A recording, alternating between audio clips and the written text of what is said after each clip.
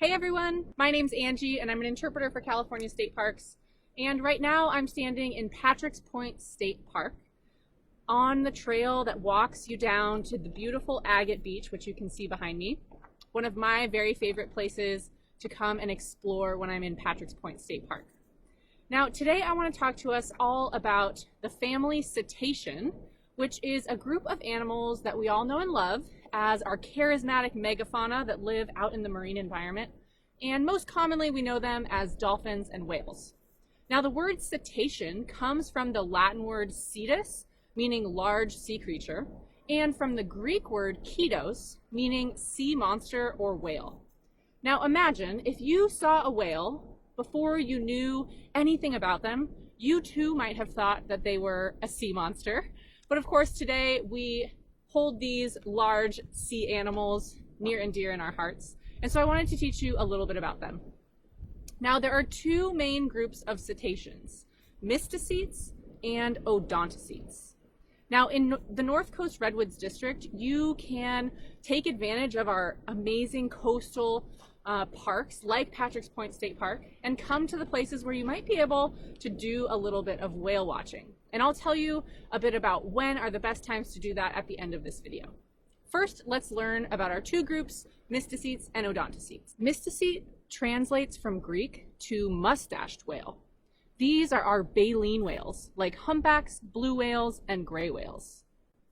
Now, I want all of you to touch your hair or touch your fingernails because we actually have something in common with our Mysticete whales, and that is that our hair, our nails, and their Mysticete baleen is made of keratin. Now, baleen looks a bit like this, and it's arranged in plates, which are frayed on one side. The frayed portion is great for trapping small bits of food, and basically baleen whales feed by scooping up a huge mouthful of seawater, which contains lots of small animals like plankton and small fish. They then force the excess water back through their mouths, and so this baleen basically acts like a strainer or a big net, which catches small animals and expels the water afterwards. Odontocetes are our toothed whales, like dolphins, porpoises, sperm whales, and orcas. You can remember the word odontocete because an orthodontist is somebody that works on your teeth. Odontocetes are super intelligent animals, and most of them use echolocation to feed, meaning that they hunt with sound, sending clicks out into the water towards objects and prey. Those clicks then bounce off and return to the whale, painting a mental picture of their prey and surroundings. Now, Odontocetes feed on single animals, and they sometimes work together to hunt a school of animals, but still, they're really only pursuing and eating one animal at a time. Unlike Mysticetes, who consume large amounts of prey in one mouthful, our Odontocetes, like I said, only eat one prey item at a time. So I wonder, what do you think? Which feeding strategy is most efficient? Here we have Ryan, who's going to act as our Mysticete, or our baleen whale, and Kyle, who's going to act as our odontocete, or toothed whale. Ryan and Kyle have bowls with the exact same amount of prey items.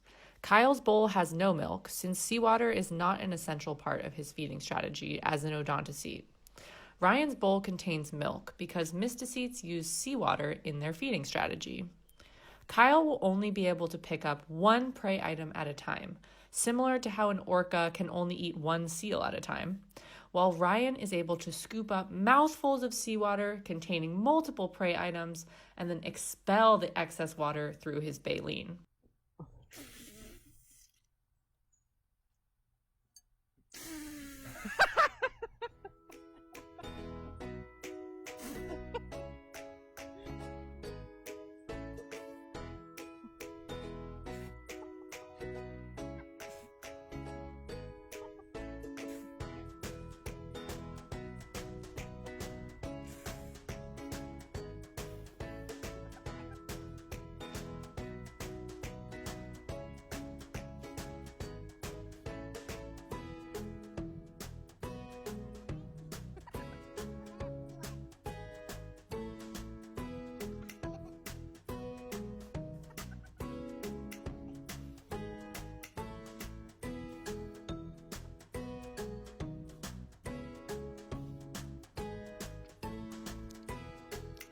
Let's take a look at our results.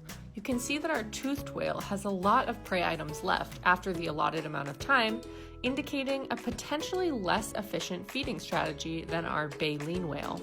You can try this experiment at home with your favorite snack and see which feeding strategy you find most efficient. In the North Coast Redwoods District of California State Parks, where I work and live, you can find gray whales between the months of December and May.